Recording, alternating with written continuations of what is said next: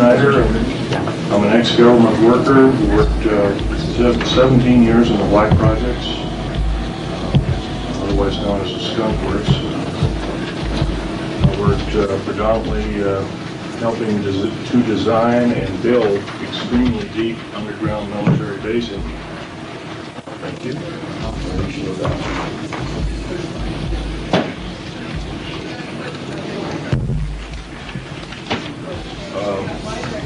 Give you a short overview of my background. I'm a structural engineer, both aerospace as well as military applications. Graduate of University of Missouri as well as University of Manchester, England. Primarily working at university. That's about it for me. I worked in Vietnam, got torn to pieces, shot, whatever. Took 5 years to recuperate, came back, patched me up, so to speak. Went to work for Morrison Knudsen, and from Morrison Knudsen I worked also with EG&G, Bechtel, Aerospatiale of France. Also worked with Fiat for a while, cars by Fiat. I did a lot of work overseas, but predominantly my field was underground mountain basing, also submarine basing. I wrote several treatises on analyzing rock formations by grain structure, and this grain structure would yield a certain pattern, and that certain pattern could be used to analyze and chemically analyze and make special explosives that could be used to blast out large caverns underground, and even when there were caverns, you could still use shape charges to blast inert rock, although a lot of it was done by laser tunneling and drilling. I have a copy of a book here. I can't sell it. It's my only copy. But this fellow can corroborate with me. His name is Richard Souder, PhD. He can corroborate with me in regards to everything I'm talking about. Who is it by? Richard Souder, PhD. Here's another man that Okay, we need couldn't find the room. You need to give him your ticket. I will. And all that. I guess I'll let you know that kind of the background of my father. My father was a German U-boat captain, responsible for the sinking of 141 Allied boats, and he got captured by the French, then turned over to 3rd Army, U.S., and then 3rd Army turned him over to Naval Intelligence, based out of Pensacola, Florida at the time. He later went to work also in Navy black projects. Maybe that's where I started, but it just worked out that way, I guess. Anyway, he worked for naval operations. He worked on the infamous Philadelphia experiment. He was involved heavily with that. In fact, I have some of his original notes. Get it here.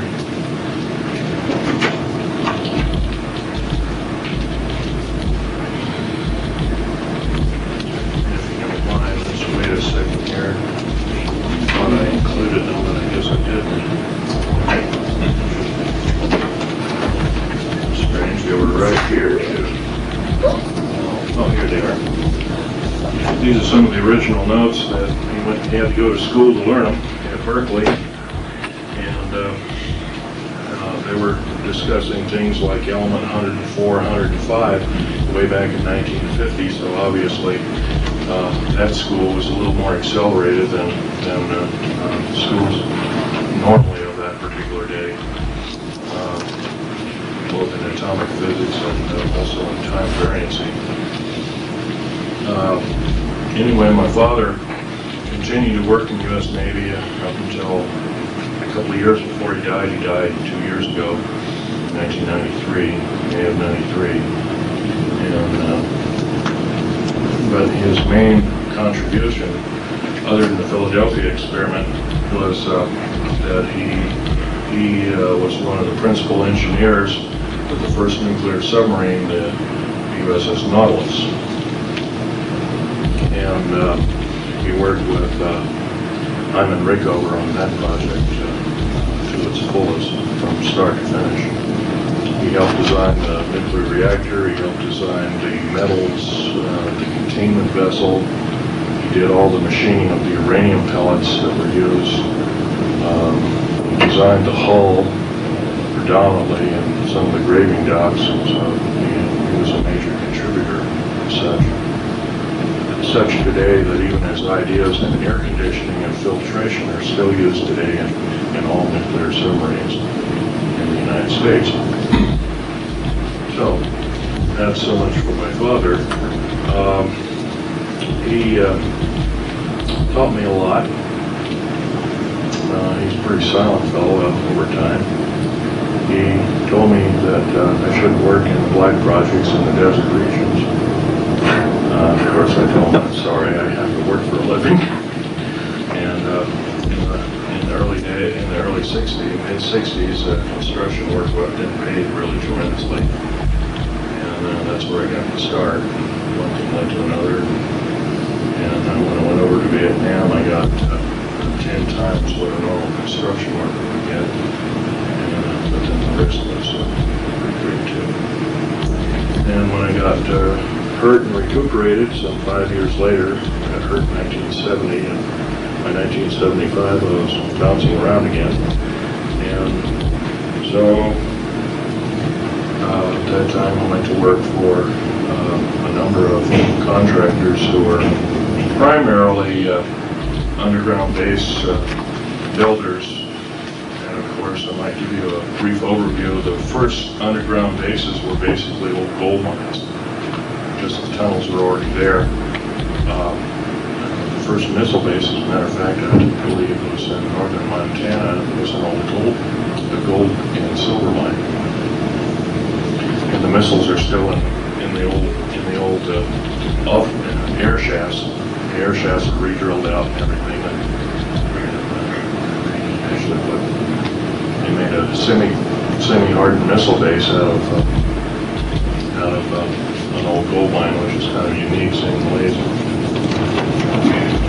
Well, first, basically, the main part of the talk will deal with what I faced underground. Is there anybody here that is in the frame of mind that they can't take gore or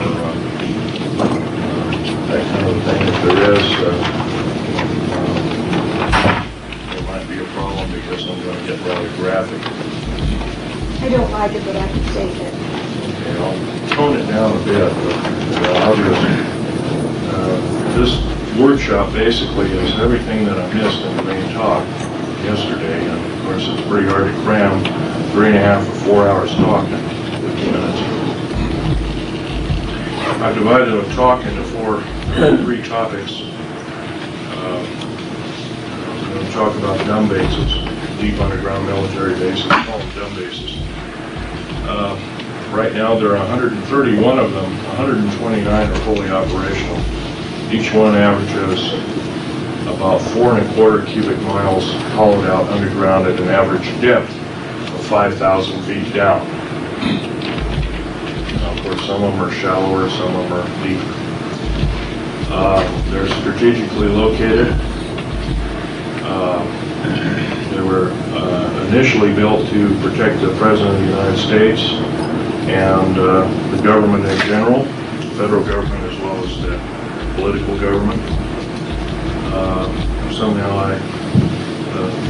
the sheer number of 129 bases with basically the size of a medium-sized U.S. city is kind of unfathoming when you're dealing with maybe only 10,000 people in government that would be saved during a nuclear holocaust or war.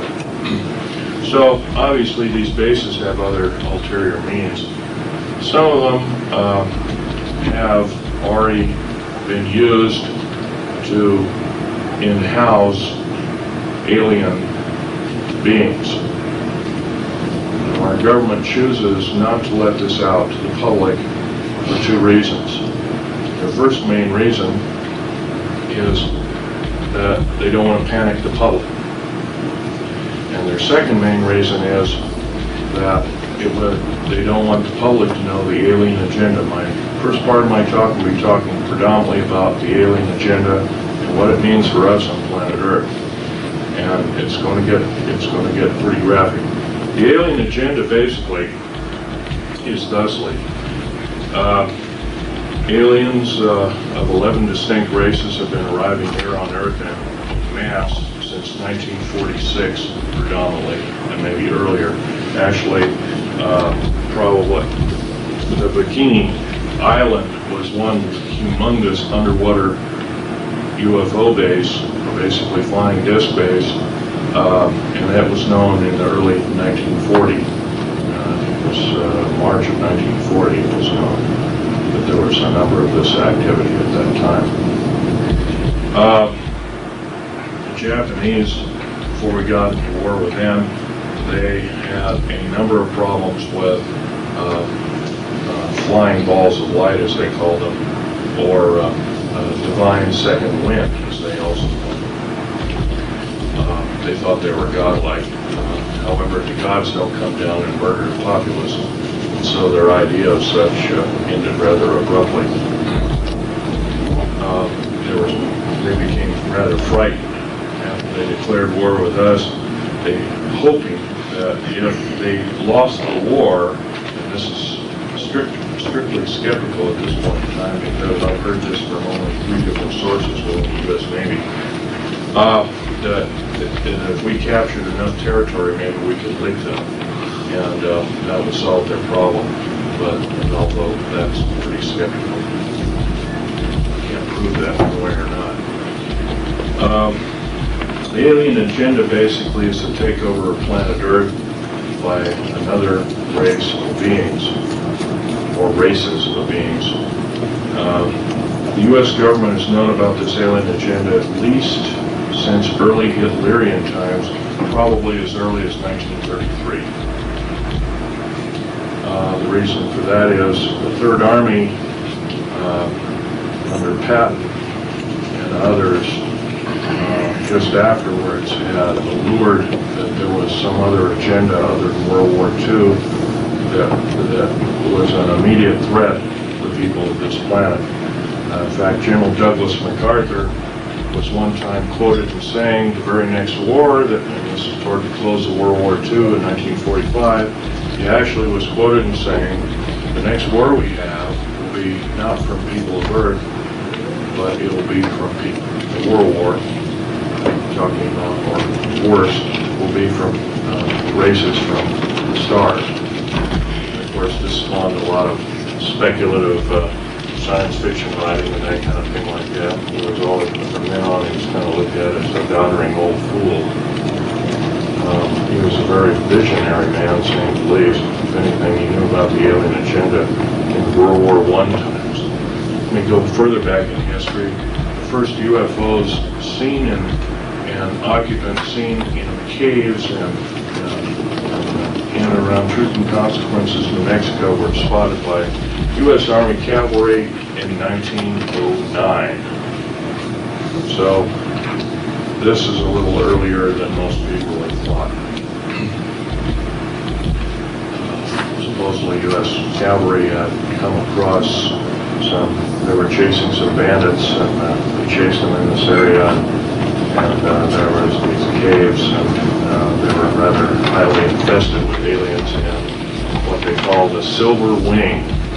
They didn't know what flying all over around were very primitive aircraft, and of course there was balloons, and that was about it. 1909 was pretty far back in time. Anyway, the alien agenda means, as far as anything goes, as far as the government is concerned, it is the worst scenario they could ever face. Because it involves not only having to tell the public major lies and innuendo all the time, and keeping the public out of their face, slowly is breaking down. And I'm helping do that because I remember my forefather of this country, George Washington, one time saying, an uninformed populace is a populace devoted to slavery. And so one must consider that if we become uninformed and we ourselves have to take up battle against this kind of a scourge, if we're uninformed, then we're defeated already. So I'm not here to panic anybody or start a panic, but I feel that by lying to the American public, this is not the American way. And we need to do something about that. As a matter of fact, as I'm talking, we need to also be talking and doing our homework regarding that. And there's a lot of people say, well, I don't have the time. You can take 20 minutes a day, can't you? And we can go from there. You'd be surprised what word of mouth does after you found out one little truth, another, and pretty soon it becomes a snowball. But back to the alien agenda. Throughout the almost half of the deep underground military bases in the United States, the 62 of them, of the 131, actually the 129, they're fully operational. The other two are under construction. 62 of these bases are housing both the tall gray as well as the short gray alien, and all of their craft, and of course our government, especially the U.S. Air Force and the U.S. Navy predominantly, are trying to break this their technology down into usable technology for our own self. Case in point is this particular scenario. The F-117A, the B-2 bomber, maybe the Aurora, although that's not an accurate rendition of what it looks like. The airframes are predominantly made of alien metals beyond element 109, and metal composites, some of the skins of which are composed of rubber and carbon fiber. And the airframes are composed of complex carbon fibers mixed with elements such as mironite, which is element 123, which is extremely stable.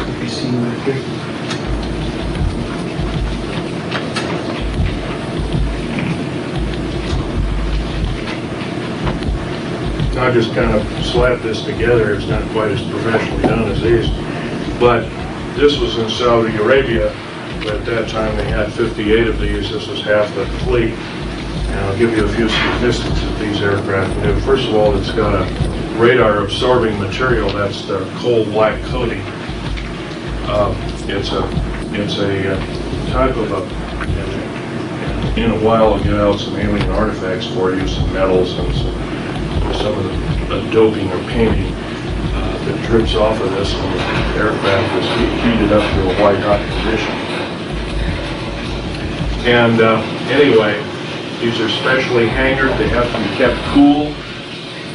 They have to be kept at a temperature of 60 degrees roughly when they're not moving. There's faceting on the edges. The faceting is a scalenohedral crystalline form. It's a crystalline form that predominantly does not occur on planet Earth, and it is once again alien technology that has been adapted to Earth-type or terrestrial-type technology. These ideas were first thought of in Soviet Russia, and later they were adapted. They couldn't use that particular kind of thing in the early 70s, and so one of their scientists defected, came over here and started to work immediately with Lockheed. His name was Subakov, I believe is his name. Anatoly Alexei Subakov.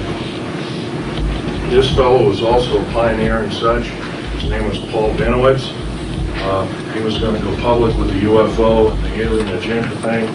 He was a CIA pilot. He was also with the U.S. Air Force. Of course, they couldn't let that happen, and so they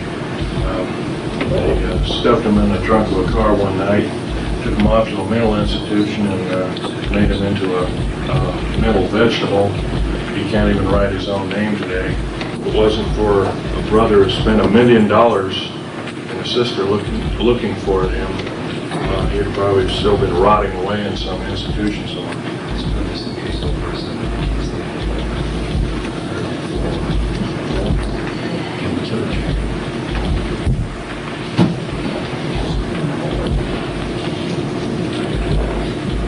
Okay.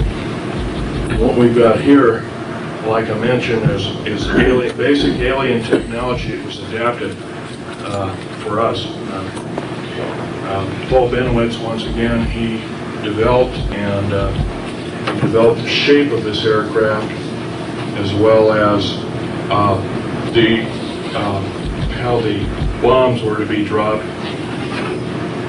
He was also into other projects through Los Alamos. This is in Saudi Arabia, and I'll tell you a few statistics about this during the Gulf War. Would you like to borrow this? Sure. Thank you. During the Gulf War, this particular aircraft had 4 large bombs underneath. They were called smart bombs, cruise missiles, and also rockets and machine gun fire, Vulcan cannon style, but even more advanced than that. I don't really know quite about that. There was one pilot that sat in here. He literally had to be crammed in, actually right up in here. They had to literally wedge him in there, and took a certain weight and size of individual in this aircraft. And all the Computronics is made by Mitsubishi Computronics and Heavy Electric Industries. The jets were both turbine as well as nuclear powered for extremely high flight. By the way, the smart bombs that were used in the Gulf War, 58 aircraft ran 3,706 sorties or missions. 100% of the bombs hit the target. 100% of the rockets hit the target. Shot up, completely destroyed the Iraqi air defense systems.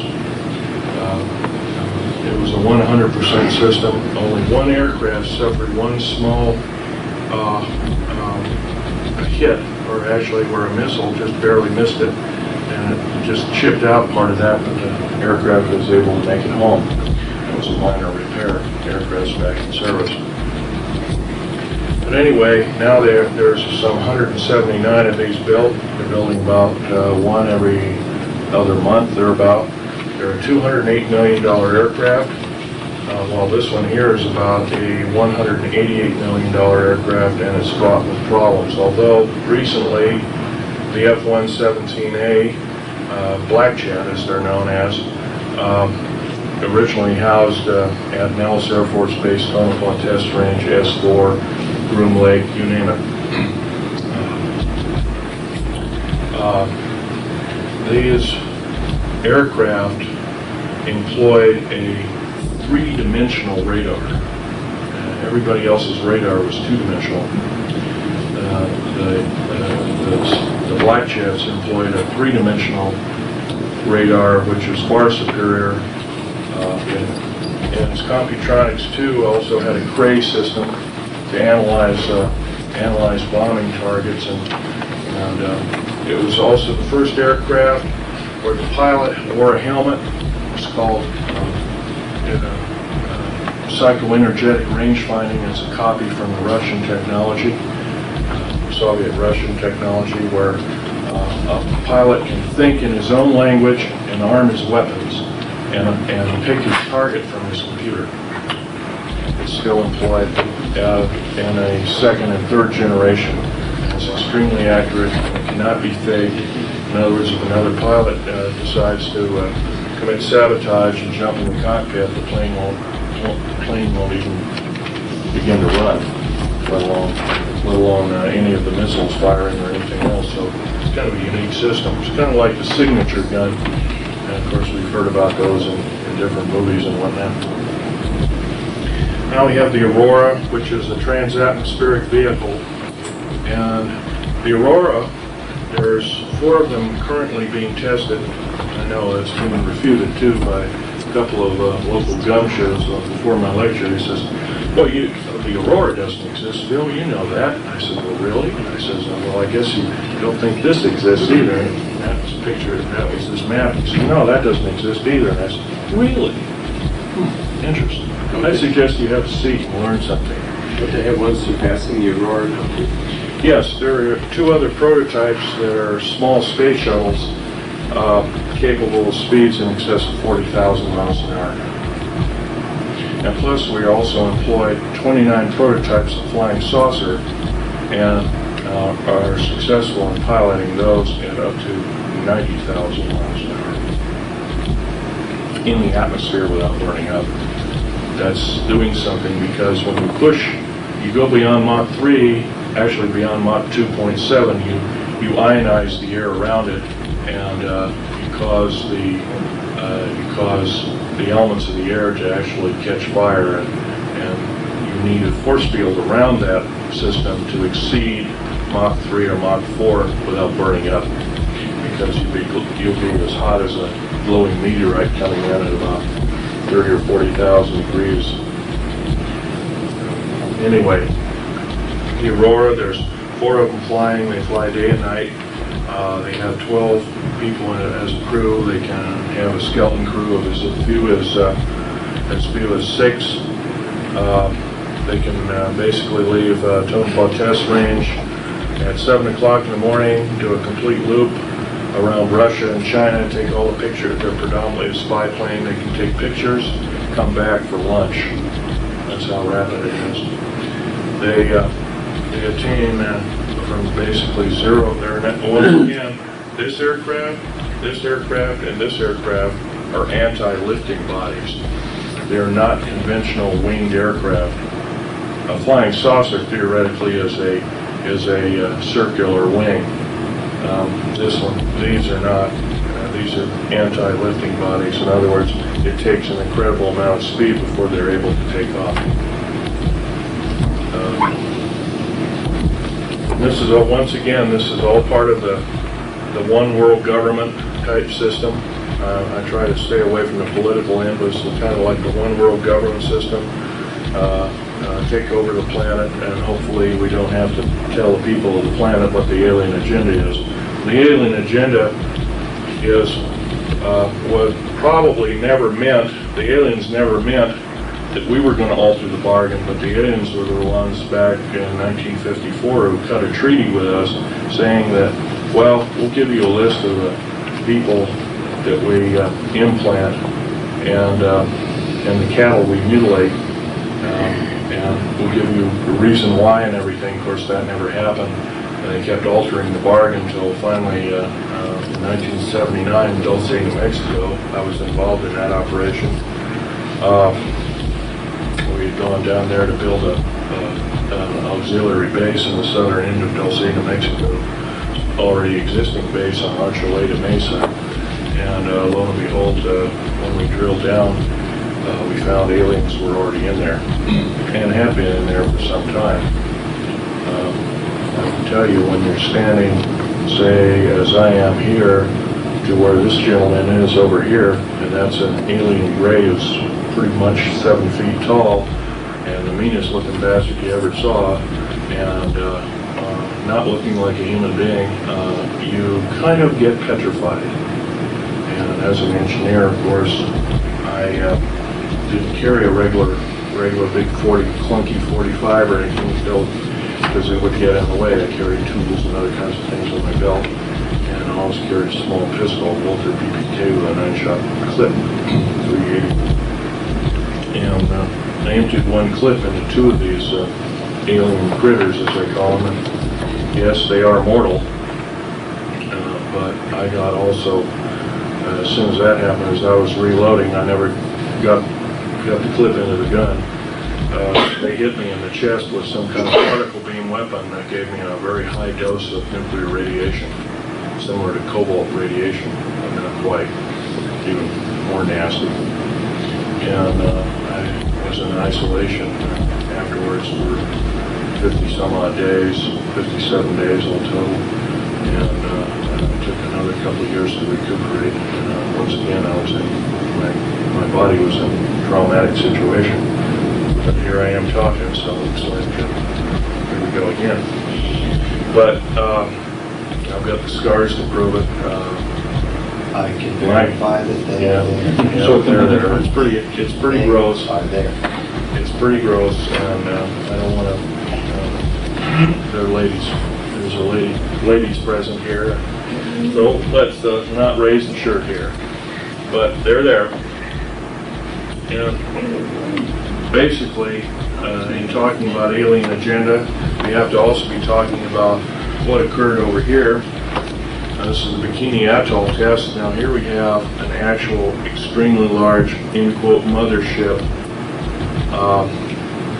right at the point of neutron flash cloud. That's like 2 or 3 10,000ths of a second after the initial blast. And of course, the date of this was 12 July 1946.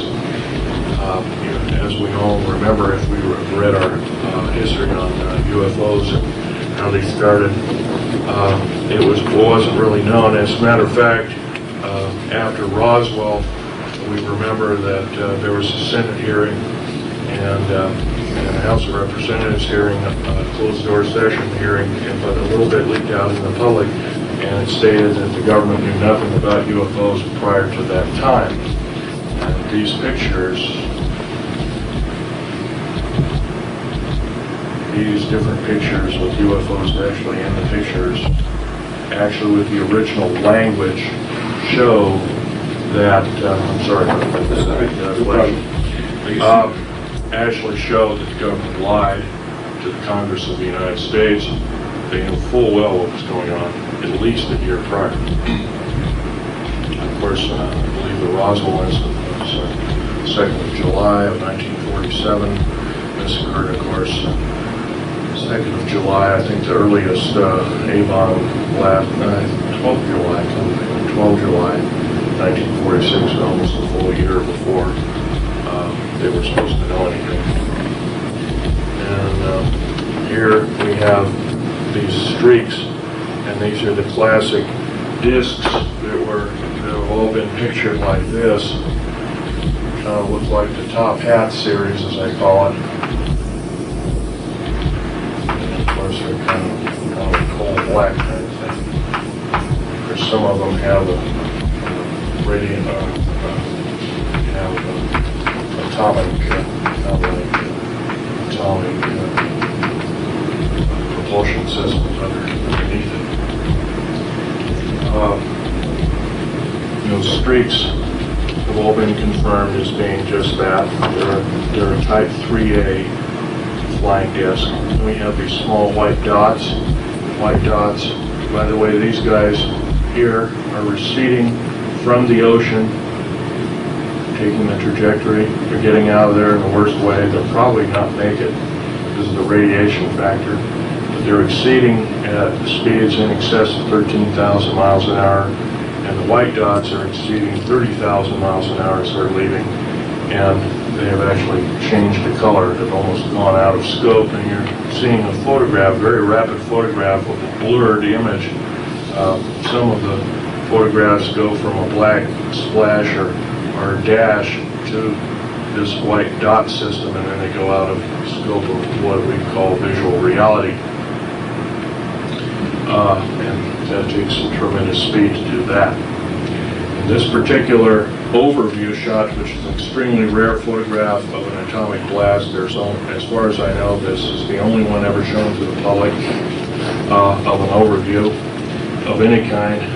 There are small dots and dashes, basically, as I'd say, and these are old garbage scows and ships and whatnot that they put in harm's way to see what the reaction would be of an atomic blast. And I'm sure the atomic testing was conducted predominantly in case we had to be prepared in using atomic warfare to fight alien influence, and they needed a cover story, so this was the Russians and the Cold War and everything was just a perfect cover story.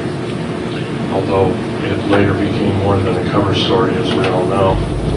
These particular photographs also show small dots and dashes, as I would say, and all of them have been confirmed. Now this black system here in the atomic cloud is actually time being ripped up, of course the atmosphere and the clouds and everything, and then time being warped by the initial blast itself, and that's by neutrinos going through and ionizing space, ionizing the atmosphere and whatnot, but exceeding the speed of light, so you produce an antimatter background and you get total blackness. And of course here we have another UFO similar to it is here. But once again, we haven't been told the truth on any of this.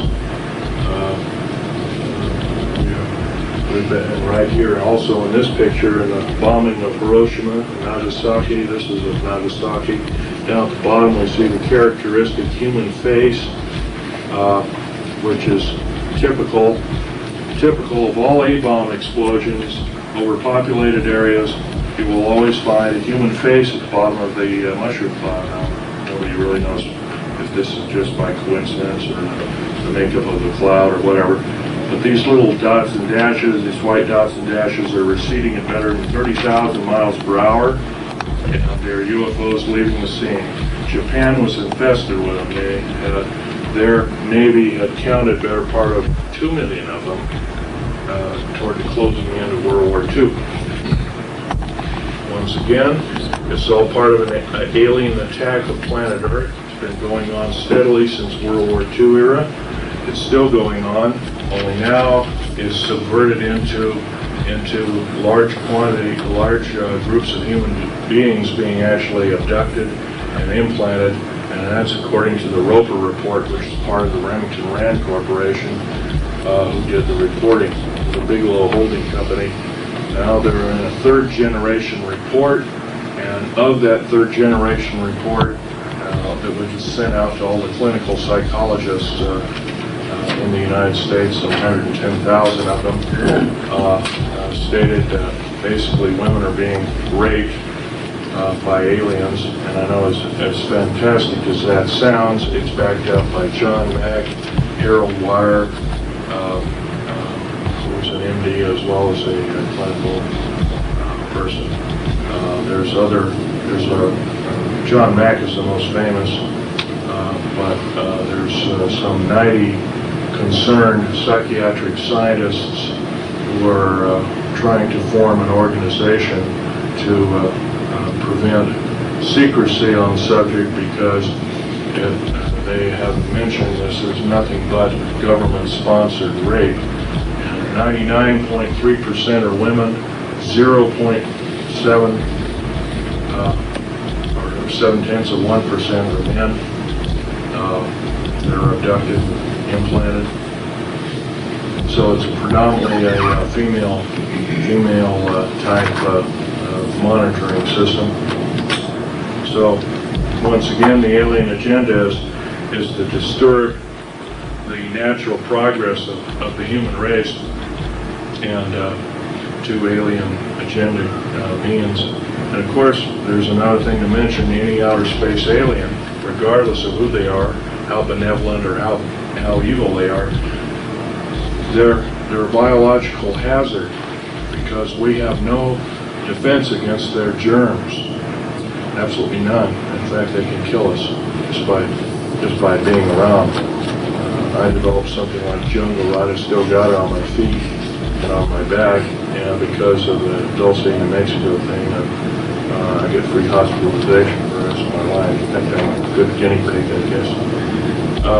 But theoretically, that's from being around inside that cave at that particular time. That's the first time I've told any of you people that, but that's basically what it's all about. time here. I think we're doing it. Well, we've talked about the dumb bases and the black projects predominantly, and the alien agenda. I would like to stick to another subject called Strategic Defense Initiative. Of course, this could very easily be, as mentioned by my late friend Ronald E. Rummel, who was murdered, incidentally, by the 3 people who conspired to kill him. One person did the killing. One was a NSA officer, and one was an alcohol, tobacco, and firearms officer. Both are in custody as we speak. The third gentleman is fighting extradition. He's in Czechoslovakia. Most likely able to successfully fight extradition because they don't follow the U.S. law very well. Anyway, the Strategic Defense Initiative is probably, instead of preventing incoming missiles, although they're now that most nations and favored and otherwise have nuclear missile technology,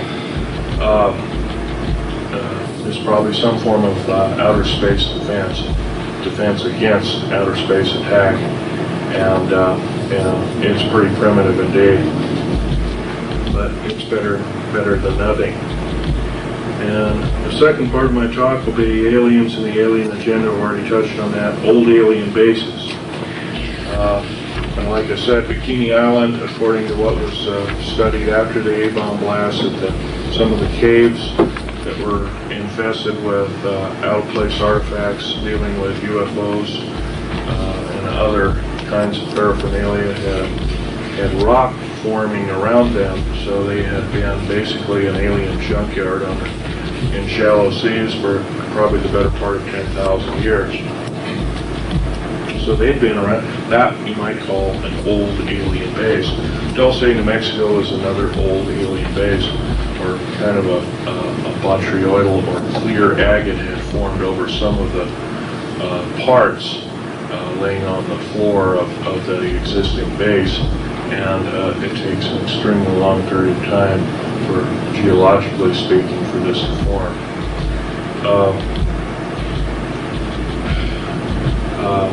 The aliens have probably been here the better part of at least 500,000 and maybe as much as several million years, although I have artifacts here which show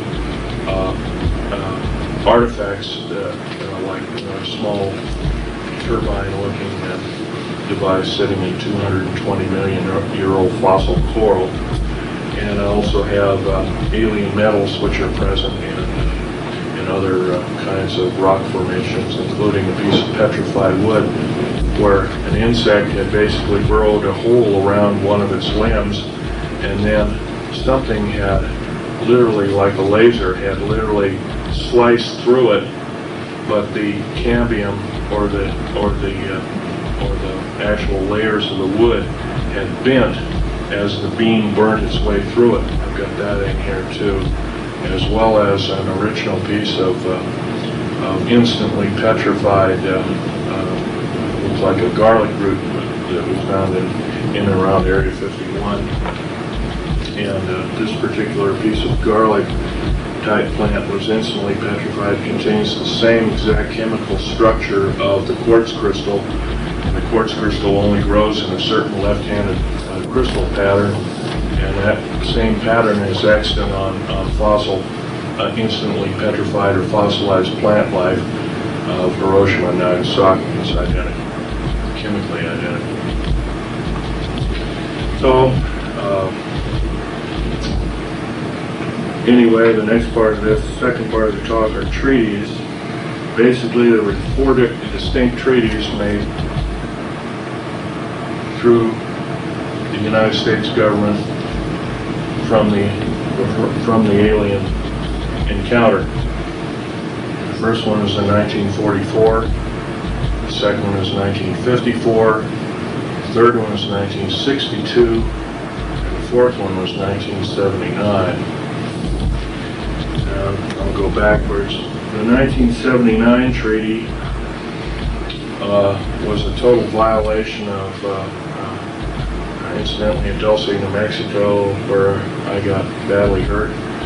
66 Secret Service and Delta Force people lost their lives, 22 of which were on loan from other countries, Israel, Germany, Norway, and South Africa, if I remember.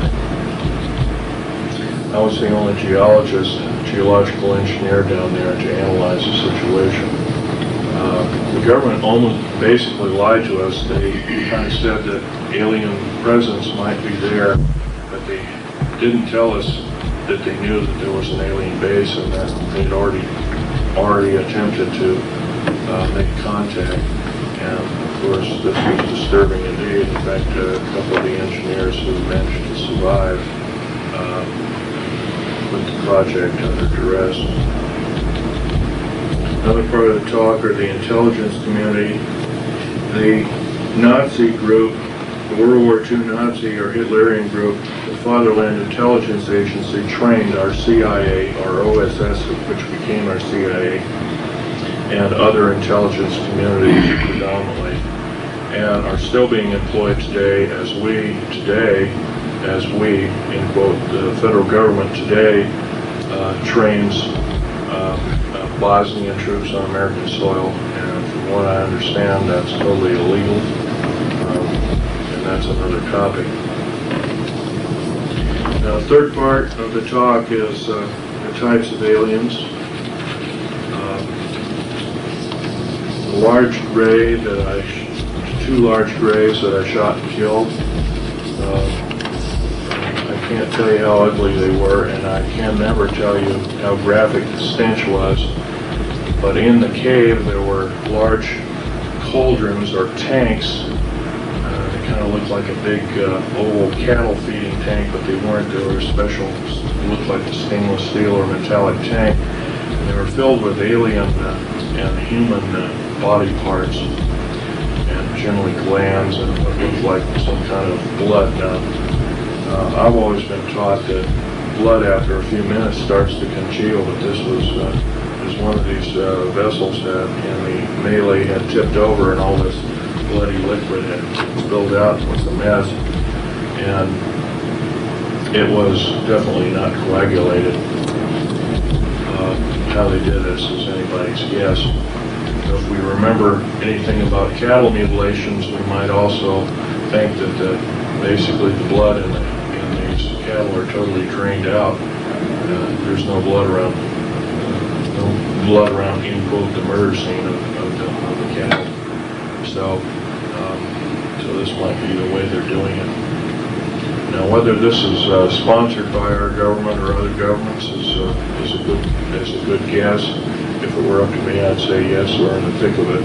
We made a pact with the aliens, and therefore we must know what their agenda is, and also the federal government must also further know that if they keep the big lie going, they must be in the thick of it in the worst way, and if that's the case, they're an enemy of gross concern. Who is we, would you say? We, in quote, the federal government. The Department of State?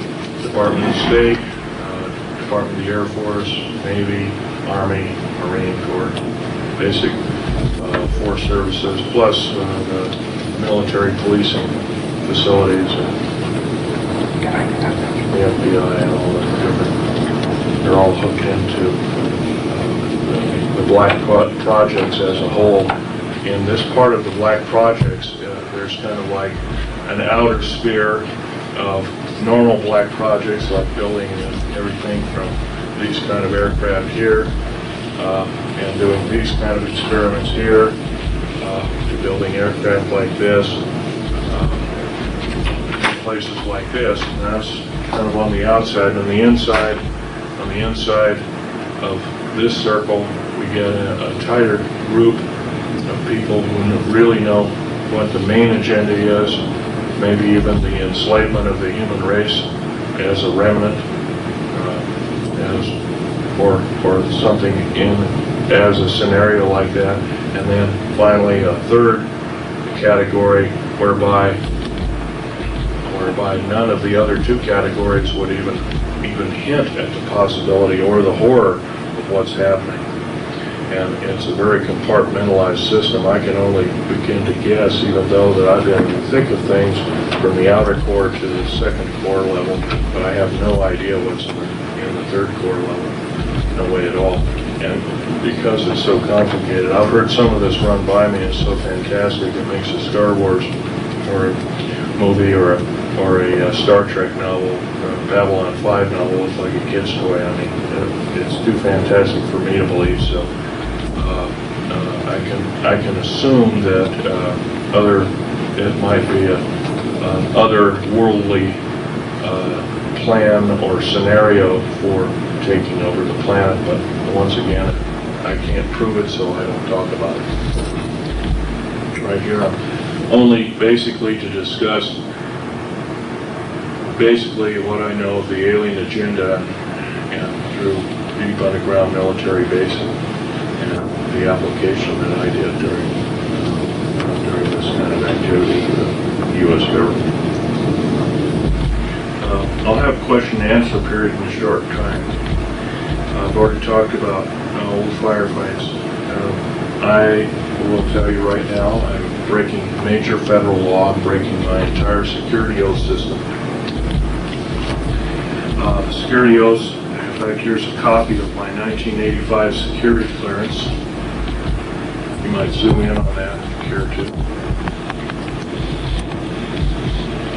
Can you do that? Yeah. Tell me when. Okay. And of course it's got a picture of me, it's got Department of the Air Force, it's got a control number here, it's got a digital control number and name here, it's got a UPC stripe here, it's got a level L. That was only issued to people that worked at Groom Lake and Area S4. And R, restricted zone R4808E. This is a computer chip camera in the card itself. You didn't wear the card like you wore another security card. This one wasn't worn. This was used to get you into the main gate. And there was a large machine. I can't draw it. There was a large machine that looked like a kind of like a curved. The bottom part, you put the card in, and you put your thumbprint on. You're supposed to actually, some of them had two of them. I don't have a second thumb. So this one was made with one. There's normally two here, and the L for a normal person would be up through the UPC stripe. So there was one, and I put my thumb there on the bottom, and if it would flash green, I'd flick a switch, and then I'd insert the card in the second part of the control unit, and there would be a thing that would hold my forehead, and I could block off my left eye, and I'd stick this thing up to my right eye and take a picture of my retina, and then if the green light went off, I could remove my card and I could leave it at the guard shack, and I'd wait for anywhere from 45 minutes to several hours waiting for the next shift to start. I'm breaking all my security oaths by coming out in the open and talking about this, because not only are we dealing with a kind of technology I believe that we should be out, that should be out in the public. It should, at least this kind of 50 and 60-year-old material should be out in the public. I feel that in coming clean, so to speak, I don't know quite how to explain it other than the fact that when I initially was told these underground bases were for security in case of nuclear attack of the United States, and it was a total lie. When I found out that aliens were actually entrenched in half of these bases, and these bases, by the way, cost a minimum of $17 billion apiece. The black budget garners $508 billion a year, $1.023 trillion every 2 years. That's 2-year-old information. It's probably more like 1.3 trillion now. which is about 1/4 of the gross national product of the United States. It's no wonder why our economy is kind of up and down here and there. Once again, you might ask, well, how in the heck? We've only been told, we the public have only been told there's a total defense budget of $447 billion, so how can there be $500 billion going on behind the scenes? First of all, black budget means hidden budget. Hidden budget is totally hidden from congressional view and oversight, cannot be audited by the U.S. Treasury system at all. It is a separate, independent taxing body entity within the federal government structure, which, by the way, is illegal. Totally illegal. It's primarily financed by drug operations by the CIA and the NSA and the Drug Enforcement Administration, and now the FBI is implicated also. Recently there was an FBI man who came out of the cold, so to speak, and told all, only to find himself murdered, and he took a vacation in England, got himself murdered. That was in the paper about 3 years ago. Anyway, 9 attempts on my life have been taken, all since the 1st of January of this year.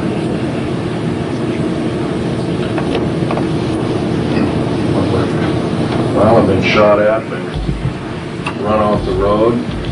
3 times I've been run off the road, one of which is I'm a very good driver. I used to race cars for somewhat of a hobby type living. I used to race everything from Formula 1 on down, motorcycles and stuff like that when I was a kid, so I lived kind of on the edge all the time.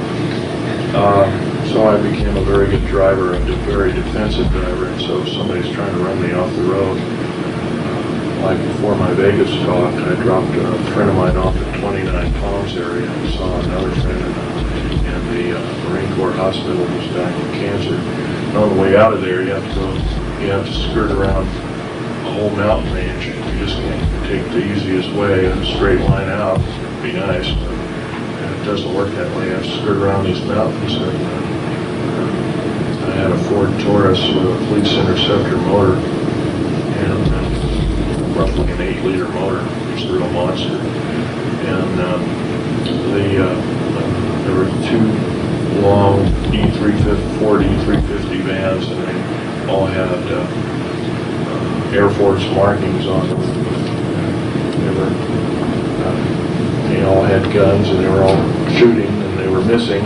And I flew by them and took a picture of their, as a blur, I took a picture of them, got a very good picture of their license plates. And then they sped up and tried to squeeze me in this way, and then finally I just slid right in the middle of the road, and the road was just wide enough for basically one-way traffic. And one of them went over, rolled over, and kept going down for about 300 or 400 feet down a very steep ravine. The other one was a shallow ravine about 10 feet deep. And I just kind of peered over, got the hook of my seatbelt, peered over, and there was a big fire started on down there. I could hear people screaming, but I'm sorry, that's their deal. I just kept on going. That was one way. Recently I got shot at when I was with a retired FBI agent. We were going to go to a Patriot talk show down near Salem, Oregon. And I got shot here, here, here. It's what's called a CIA cocktail. I don't have normal ribs after Dulce, New Mexico fiasco, where my ribs were burnt, cauterized, my fingers are burnt off of me, etc. I have a plastic plate in here, a nylon plate that has bumps on it, looks like ribs and everything, so those bullets just kind of lodged in this thick 5/8" thick plastic, movable plastic thing on the inside, and that was dug out, and once again here I am recuperating from another problem, and all because I'm trying to bring the American public and and I love my country more than my life, otherwise I wouldn't be doing this ridiculous group of things by coming clean, but I feel I have to because the American public has not only been lied to, but when I was asked to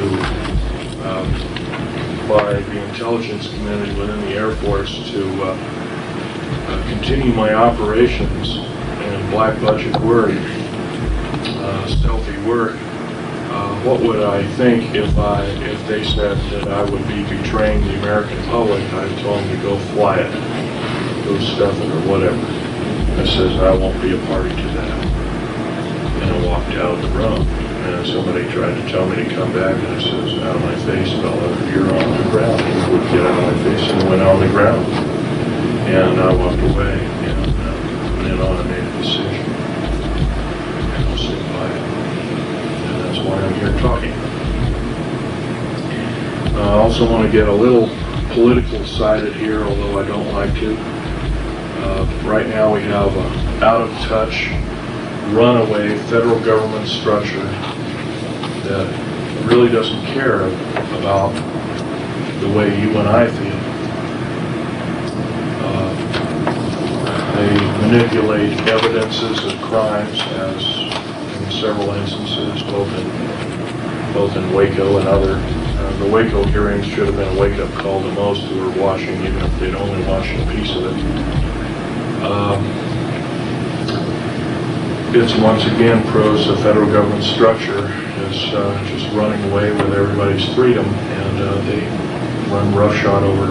They've actually become kings and queens over us. And our forefathers told us exactly what would happen if we took a certain stand.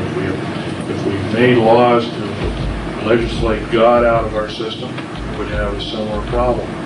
If we made laws or had too many people making laws within our government structure, we would have a similar problem that we're facing today. We're facing a form of tyranny and totalitarianism. Incidentally, you might want to throw a few statistics by you, and it's quite provable in a number of talks given recently, both by the United Nations and others. The United Nations is entrenched in our country. They're training our troops. Our troops are being trained by the United Nations in the United States, and I think that's kind of an oddball system. Russian troops are being trained on basically Montana and North Dakota and the northern tier states, Washington, upstate Washington, etc. There's a stockpiling of Russian tanks and hardware by the U.S. Army. For what purpose? Also, we have purchased at the cost of some $38 billion all the Russian nerve gas. Nerve gas is, their nerve gas is extremely long shelf life. We're destroying our own nerve gas, which has a relatively short shelf life of 15 years, but the Russian variety is extremely deadly, and also, I'll tell you something else about that. The Russian nerve gas is composed primarily of glandular secretions, and they even mentioned that as they were downing flying saucers within their own country, they found a way of making chemical weapons from some of the alien cadavers and that kind of thing like that. So from some of the glandular excretions. So once again, biological weapons against the people of the United States. There have been other talks given by other people alluring to this, including Ted Gunderson, who's an ex-FBI agent who's got tired of the federal government tromping on him, and another ex-astronaut by the name of James Groden, not the Groden of Alternative 3 book fame, but this is another Groden. A number of key government people have started coming out slowly, but unfortunately it's at a snail's pace. I'm the only one that ever worked and had a level 3 security clearance that came out from the cold, so to speak, and completely laid everything open to the American public, or any public. something like this was tried in Britain and in France, but the person got jailed. Incidentally, I can't be charged with espionage theoretically because, according to our, including one person who said, "Oh, this place doesn't exist." Well, it's on an aerial map, kind of different. If it doesn't exist, I'm just full of you know what, hype and hooey, so to speak, and I'm just crazy or something like that, and so be it. And if it doesn't exist, it doesn't exist. And how can I be charged with a crime on something that doesn't exist? Another thing is that to be guilty of espionage, you have to sell for dollars or cents or some form of monetary gain the information that you impart. I'm not doing that in any way, shape, or form. The talk, the lecture, isn't counted. It's actual exchange of money by another individual for the information, for the proscribed information. Well, I'm going to be getting out a few alien artifacts here and let you take a look, and you're welcome to kind of stretch your legs a little bit and see.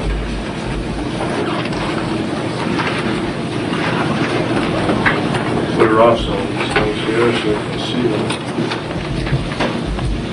Talking about, if you look at very carefully, and I'll leave my hand lens out for you to take a peek. By the way, when you use this hand lens, you want to get right up on the object like this. You'll see a line going straight through with the wood layers, the cambium coming this way as whatever went through it, burnt through it. It's very interesting. Awesome. And there's another out-of-place artifact, or blue part, so to speak. This is another fossil. This is at one time a cave mushroom, a fossil plant. Something cut it absolutely perfectly, like a laser, cut right through the thing, and part of it slid off, and it later got perfectly petrified, similarly to the Hiroshima and Nagasaki atomic bomb test with a similar signature. Here's this petrified, instantly petrified garlic plant. Incidentally, this is 65 to 100 million years old. This is 105 to 130 million years old. And this is roughly 30 million years old. It has the exact chemical makeup and structure of quartz crystals formed on its surface and on the internal structure of the plant itself, which the top part, of course, the sprout is all broken off. This is the sprout underneath it. And the quartz crystals are identical to material found at Hiroshima and Nagasaki at the Three Tropics bomb.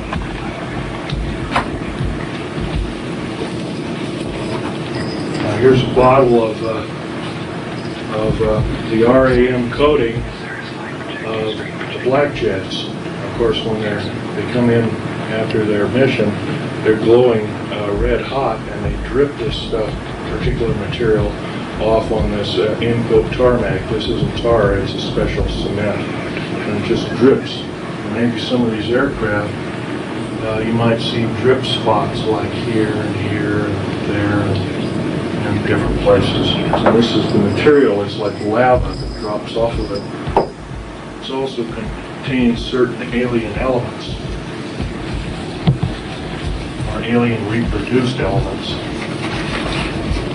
Here's a piece of fossil coral from Jordan, having a small particular non-fossil. It isn't a crinoid. Some of you might know what a crinoid fossil is. It's kind of like an underwater lily or plant, seawater lily, but this isn't it. This is actual machined out part similar to a rotor fan, a miniature rotor fan.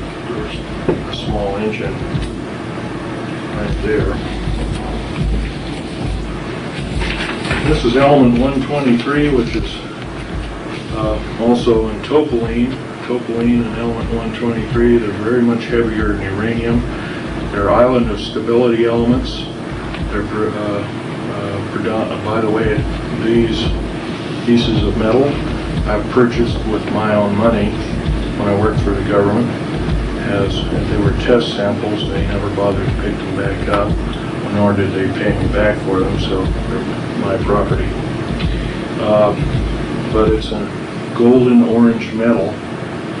The pure metal is pure golden orange, and like lead, you can just carve it. It's a very peculiar metal indeed. Totally stable, cannot be isotoped.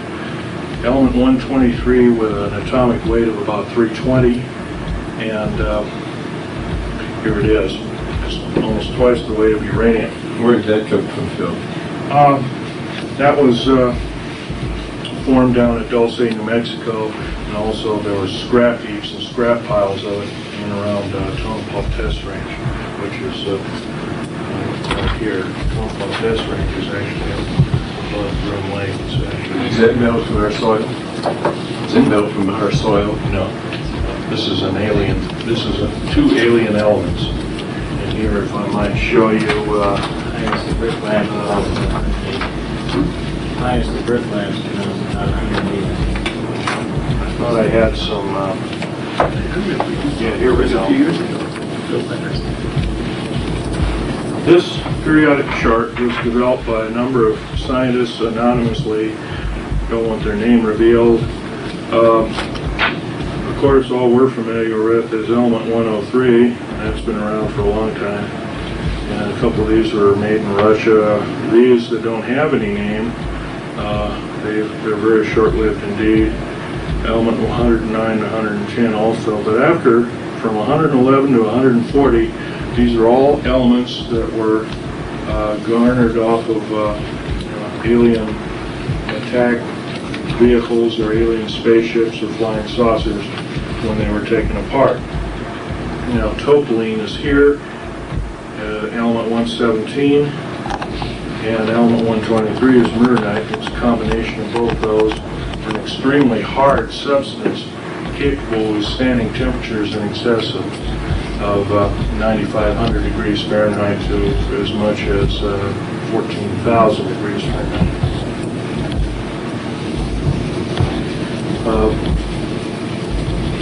This piece of material is it's kind of in a fleur-de-lis pattern. This kind of material is lighter than lithium. Of course, lithium is number 3. Might want to point out it's number 3 on the scale. It's a terrestrial element, but this is somewhere between 2 and 3, between helium and lithium. It also is an alien element. It's what they call a mixture, an admixture element. It's extremely light, and it's used in the airframes of all black jets and F-117A, B-2, and B-1, B-2, and B-30, or the Aurora series. And it comes in a scalenohedrocrystalline form, which is alien. It's kind of a dead giveaway.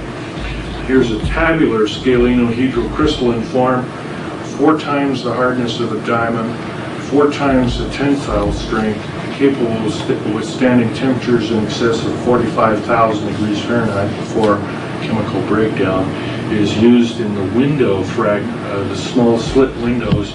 They're in the underbellies and the blackened out windows of the actual cockpit, although most of these pilots fly blind. They don't ever see anything from the ground. So this kind of that's also an alien material, and it is element, if I remember right, it's element 113. Here is another alien element formed in the confines of outer space. You might ask, what are we space shuttling? With all our shuttle missions, of course, we're being lied to every time they talk or open their lips, open their mouth. The same crystalline structure is here as well as it is here. This material is the hardness of a diamond. It's also used in the rotor and propeller shafts of propellered aircraft or rotored aircraft. It's also used in high-speed drills and other kinds of things like that, which are used to make holes in metals that cannot be touched with a welding torch. And this, of course, is that hunk of metal. And I have a real treat here. When I was 14 years old, I was with my father, who was talking to a Sir Johnny Rawlins. It's Johnny H. Rawlins, who was a British naval sea lord, and he had collected some of the crash retrieval objects of the infamous Roswell crash, and these are actually little bits of the skin that have. And of course, you remember the skin, you couldn't bend it or cut it or anything. The way they did this, of course, they dropped liquid nitrogen on it, and they used a hammer technique of shattering it, and it became brittle. But once again, it's composed of nothing but alien elements, which are, by the way, we're not able to understand where this particular elements come from in the skin. It's the thickness of the sheets of paper you're writing on, and that's all that's needed to be meteor-proof and missile-proof and everything else. And these things have crashed, of course, and they've also been shot down by luck, predominantly not by skill. And I'll let you look at that. You can handle these other things, but don't handle this.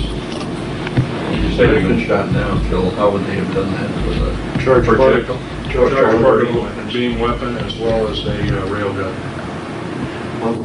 Reusable railgun. And That works, so like the shotgun, you spray it out. no, not really. A railgun is an electronic gun that shoots a projectile about 25,000 miles an hour, much faster than any rifle. I'll have a question and answer period. You can come up, take a look at these artifacts. Here's a couple of magazines. Spotlight. Anyway, there's the Alien Digest that got my friend killed. Here's some of my father's notes. Those are blanks there, but there's the famous popular science about secret airbase. By the way, if it doesn't exist, how come they printed it? Here's the Nazi saucer. That was done by Vladimir Cherzerski, who was a Russian space engineer of some fame. Here's the new periodic chart of the elements. And you can go ahead and look through it. Incidentally, here is a unique piece of hardware too. It's an ordinary gold watch. The only thing unique about this particular gold watch is that it's a Waltham, but on the back, on the reverse, it's made in Montauk, New York. It just happened to be used by my dad in the Philadelphia experiment. And it happens to be keeping a rather accurate time. Anyway, I need a seat. And I'll let you look. Can we get one of those tires? Actually, the heaviest is the Mernite, that kind of gold-looking material. Be very gentle with these. These aren't normal specimens. And one person handling one piece at a time. Can we get a periodic chart like that? These are really good. Yes, I do. These are $4 a piece. Okay, I'll take one. And a year ago, these were secret. Above top secret. By the way, here's your. Okay. Thank you very much. Let's see what this is here for you. After we take a look, and ask you to take your seat, and we'll have a question and answer period, and then I'll wrap it up. Okay.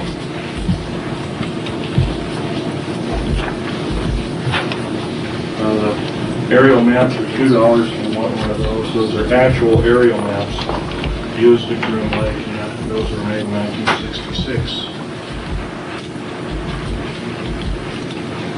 Also have portfolios of selected pictures of the atomic bomb blasts in Bikini, as well as Del Thor. And if there's some of them that need labeling, I'll label them for you after the talk. Do you have one like that? Yes, I do. Matter of fact, I do this I can't sell. Take a look inside of that canyon, so to speak. You get an interesting formation. See how the wood fibers have just literally been separated. Yeah, that's right. Of course, you've heard about straws and going through telephone poles after a tornado. Well, maybe this was that kind of a thing, although it seems to be remote. Are those $20? Yeah, these are $20, and they're a select group. Is this in this? Well, I'll tell you what, I'll just throw this in. How about that? What's inside these? There's a select group of pictures, like here at the street saucers leaving ground zero. I have other ones that are marked with USS Eldridge. This is, by the way, is the USS Eldridge ready room. It's a ready room aboard the USS Eldridge. I think Al Bielek will verify that. And that's one of their, I think, how many ready rooms? Is Al here? Yeah, how many I'm here. ready rooms were aboard the USS Eldridge? Theoretically, two. I only knew of one because that's the only one I ever went in. Okay. The lecturing varied between various lectures. It lists the people, there's different people, not all the people, although you can do your homework and probably find that out. These are going, after this talk, these placards are going to be duplicated on special paper and sent to the United States Senate, and of which these pictures will not only be totally declassified, but will be out in public domain.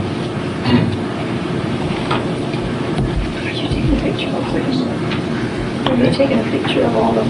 And if anything's not marked, if I haven't marked, I'll try and identify them for you. That's not good. Christine, did you? I could give you a map of Groom Lake also.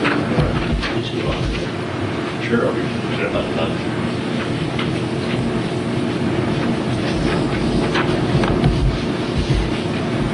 It doesn't work.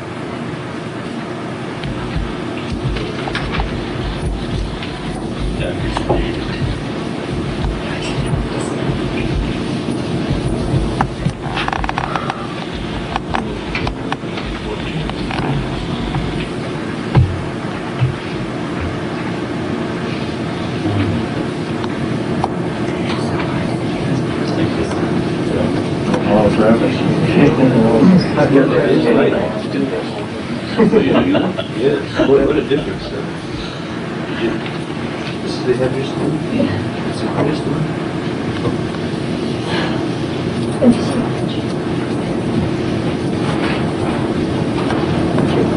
What should you say, the 300 feet? That's not the only thing out there, just here and there. Where are you?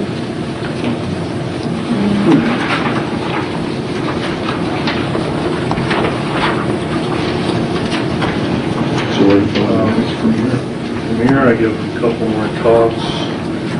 I am uprooting myself. I'm probably going to live in Idaho.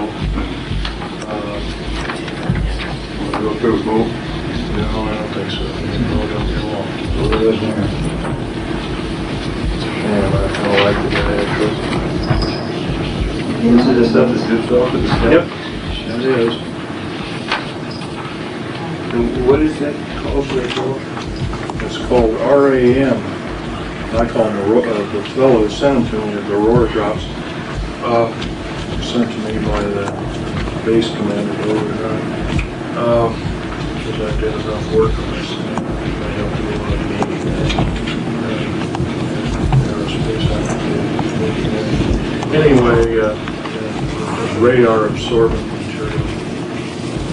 about it. Incidentally, you can take your portfolios and copy the actual Joint Army-Navy Task Force language under those photographs, and that's the official language. I've stuck my own wordage. Yes, well, I don't have all of them, but there's a select group. You can look through it and see the different ones that are selected.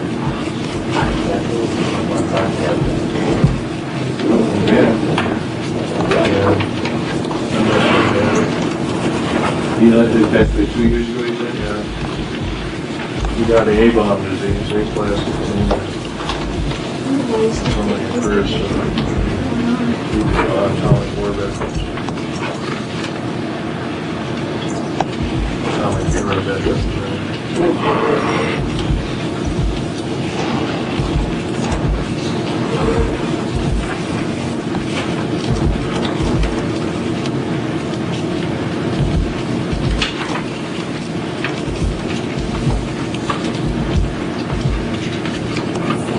Pardon me, but I'm going to take a seat. My back and my chest still hurts. You want us to wait to ask questions? No, actually, we'll continue to look. We'll just people write down the names of the. We'll start the Q&A here in about 10 minutes, 5 minutes, if you don't mind. Okay. Will you leave those out? I don't want them to video. I think you'll have to sign up for the video, and you may have to. I said I don't want to be in the video, but I want to see them. Oh, okay. Did you hear the lady? She doesn't want to be in the video, but she'd like to look at those. Go ahead. So when she's up here, will you shut your camera off? I don't. Which one is this? Right there. No, I mean, which event is this? Right here, this one. Flying disc, living ground zero, Joint Army, Navy Task Force 1 photograph, whatever he's supposed to want. This was the Bikini Island. Oh, Bikini Island. This was Boston. What date is it? 47? Yeah. July 1947. Piece of paper, and so I'm signing it. Walking away. And when I walked away, 29 other engineers walked away. We walked away in a group. We submitted our papers to the U.S. Supreme Court immediately through the Circuit Court of Appeals in San Francisco. Withdrawing from the job. Department of Justice. Have they had problems like you? Oh, yes. Quite a few people come out in the open. There's another thing I might want to mention very briefly. How about cold fusion? Suppose that Nobel laureate physicist, of course, that was very quickly quashed because if cold fusion became a reality, we could make our own electricity in our kitchen. And make car batteries for our cars that would last forever and other kinds of things like that. Cold fusion, this is the chemical formula for the metal oxide used in cold fusion, which is very similar to the metal oxides in alien elements, used in airframes of black chips. Bill,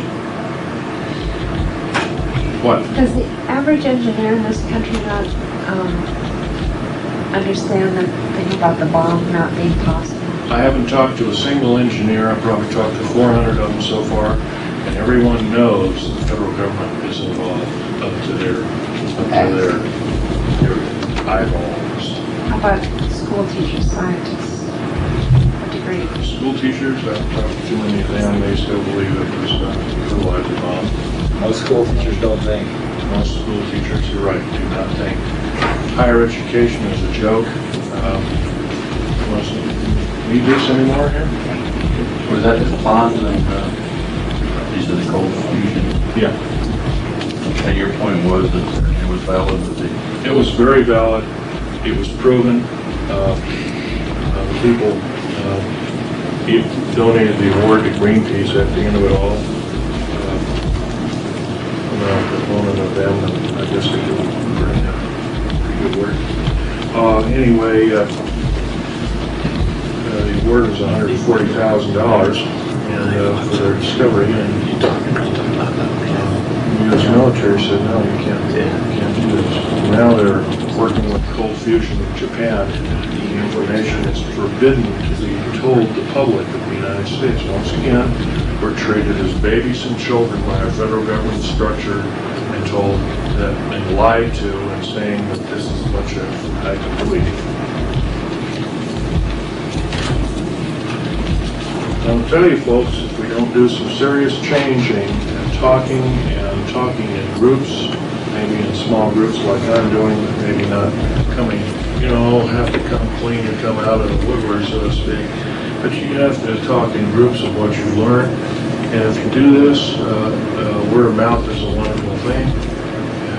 And from that, we might be able to continue and have our freedoms that we so aptly take for granted in these wonderful United States. And I've been in over 70 countries.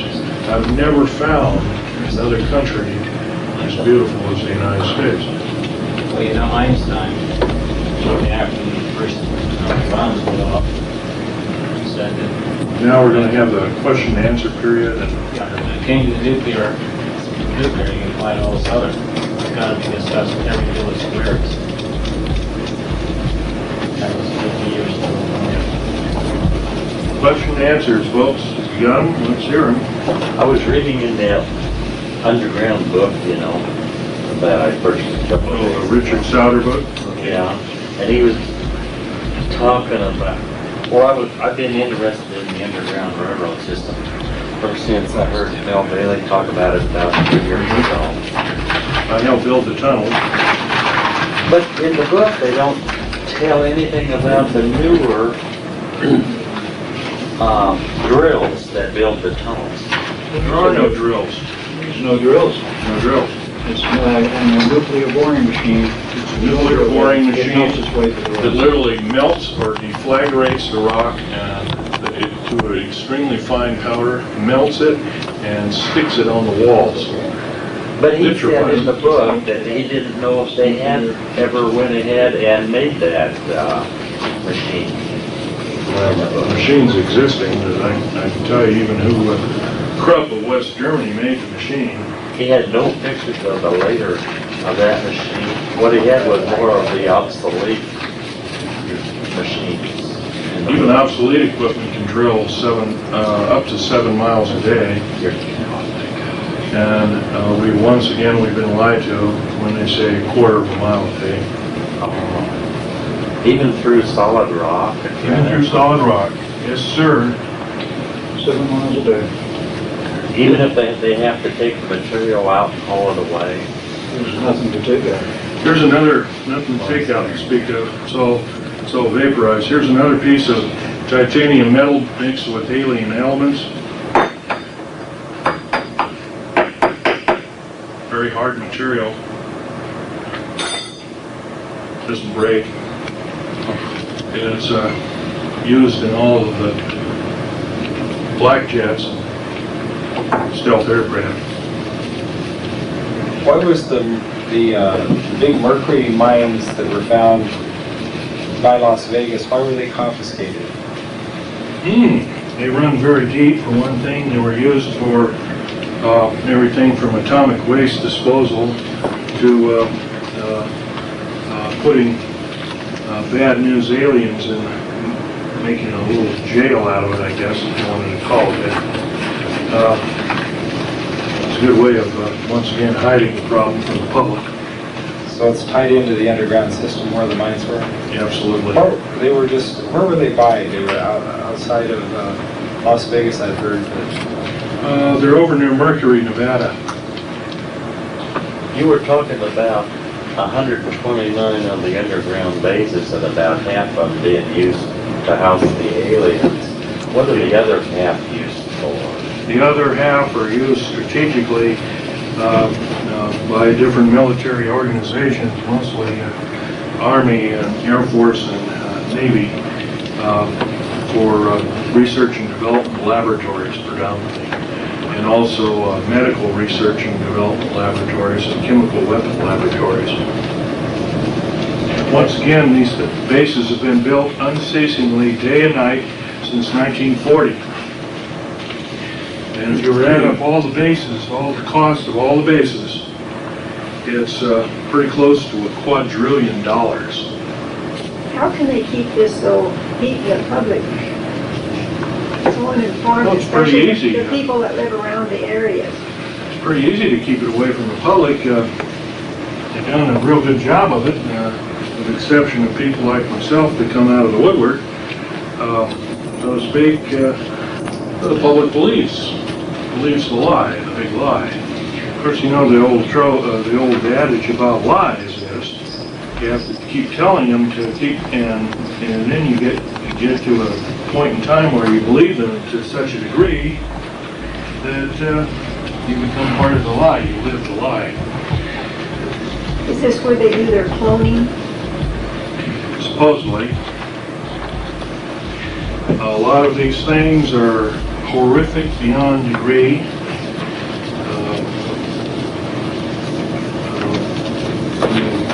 Traumatic events that I went through caused me to get professionally taken care of by Bethesda Naval Hospital, among other places. And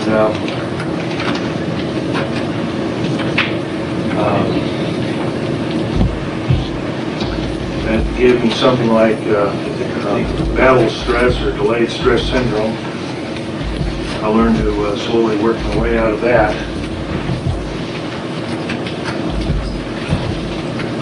It was not easy. What's going on in Weld County, Colorado with them having a lot of changes and also having the most cattle mutilations in the whole world?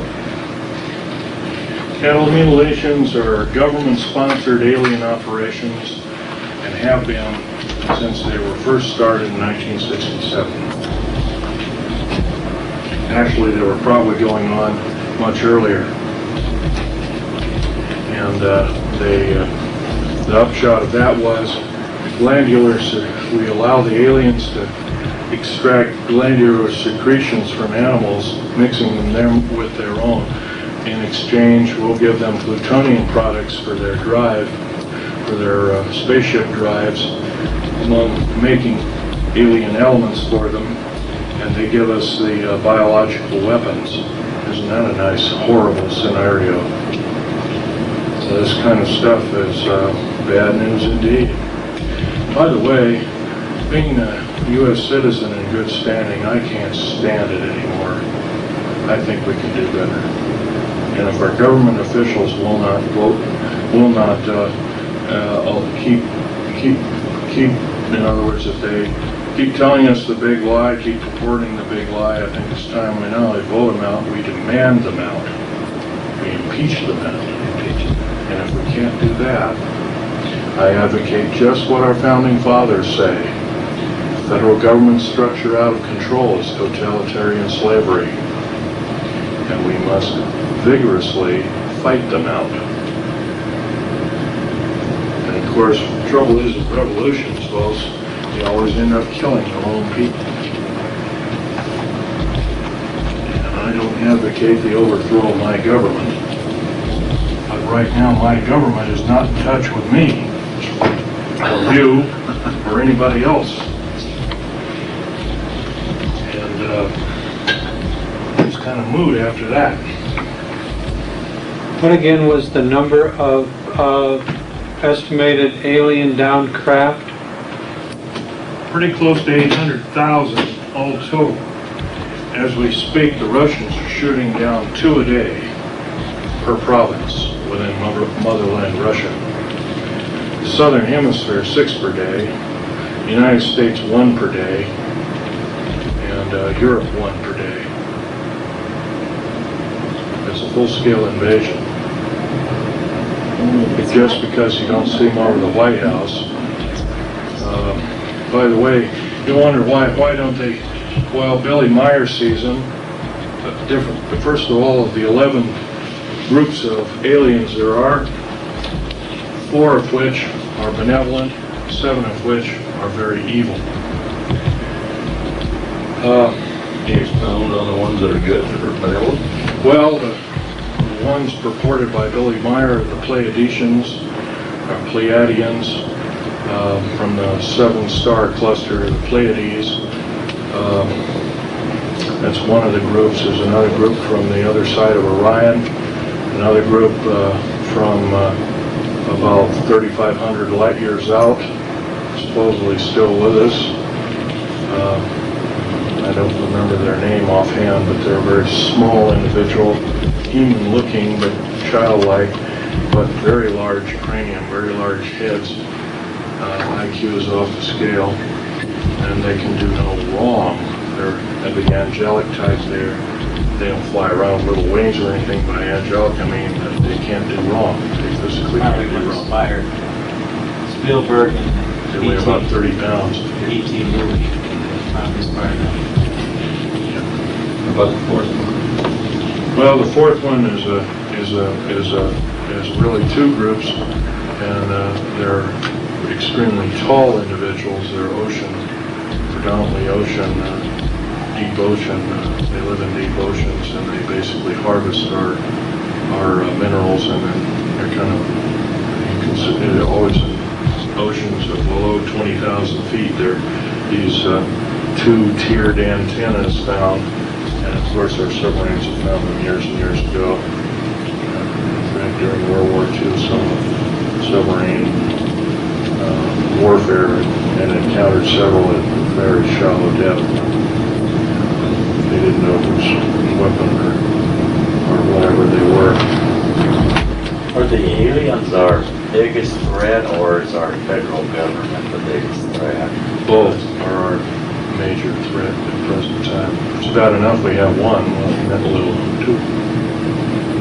Does Will County, Colorado have an underground base in that area? Colorado has 3 underground bases, one at DIA.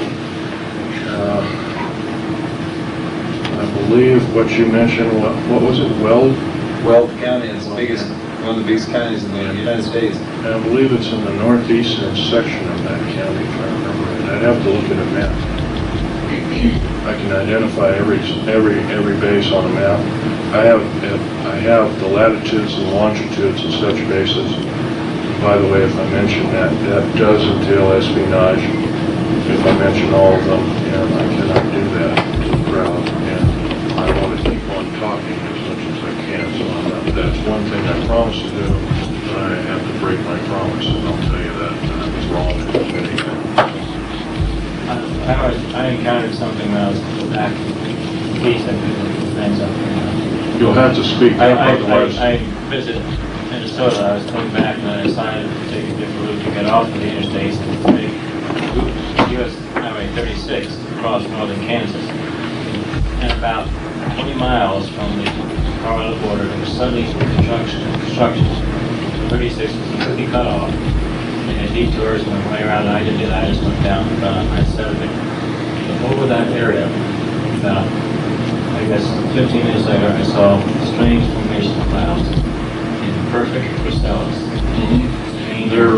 And I was convinced there's something very active. And it usually cut off the U.S. highway. The name of those clouds is, if I can interrupt, is altocumulus lenticulatus, or lens-shaped clouds. Almost always predominantly, there are 2 kinds of clouds. The kind, if you go up to Virginia City sometime in April or May, you'll see these clouds that come right up, roaring up to steep mountain. You'll look at them and they'll just disappear. They'll cease to go over your shoulder. It's nothing. It's kind of that's altocumulus lenticulatus A, and the B kind, it almost looks as like a black thunderstorm-like cloud, and they always have metallic discs in the center. And if you take your camera, your eye won't probably see them. The camera will pick up metallic dots within that cloud structure, and those dots can be professionally analyzed, and you'll come up with the conclusion of the Earth flying disk. hardly ever see those clouds more than 23 miles from mountains. The high at that point was at least 200 air miles, straight line distance from Long's Peak, which is the nearest big mountain I was. I had spotted such near Portland, Oregon, and took pictures, submitting it to a TV radio station and TV and radio station. It never got on the air. I wonder why. But they're rare clouds. If you ever have a chance to take a picture of them, you should. What causes the clouds? Well, the natural formation, of course, is altocumulus. They're extremely high cumulus cloud formation. Of course, cumulus is a building. It's a big, kind of like a thunderhead or a thundercloud. It's air currents rushing up, and of course, with the altocumulus limb-shaped or cookie-shaped clouds, you have air currents rushing up.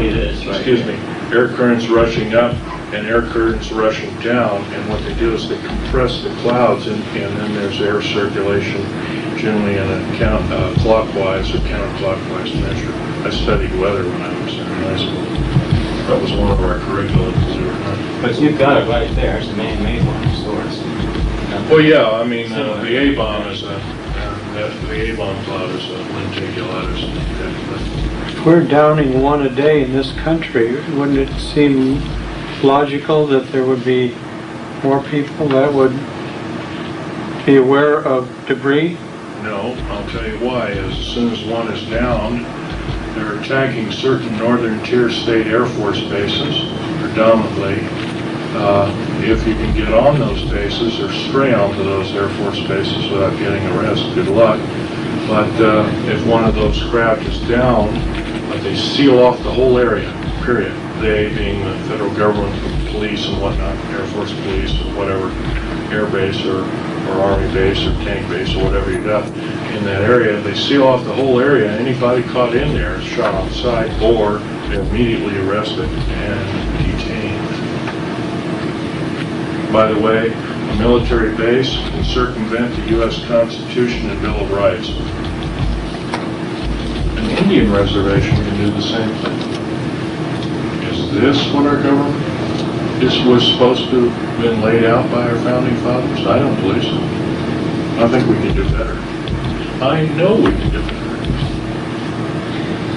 I also know that our present government's stature is so punitive, it's very reminiscent of early Nazi days with Adolf Hitler. In fact, New World Order was taken from his manifesto, so to speak, in 1933. He actually said, "We will form a new world order." Where was the third one in Colorado? You said one was DIA, the second one was the northeastern part of Weld County. One is down, I believe, you know where Telluride, Colorado is? Yeah. Okay, it's due east of Telluride by about 13 or 14 miles. And you can't miss it because as you take some of the side roads, you'll see vented air shafts coming right out of the rock.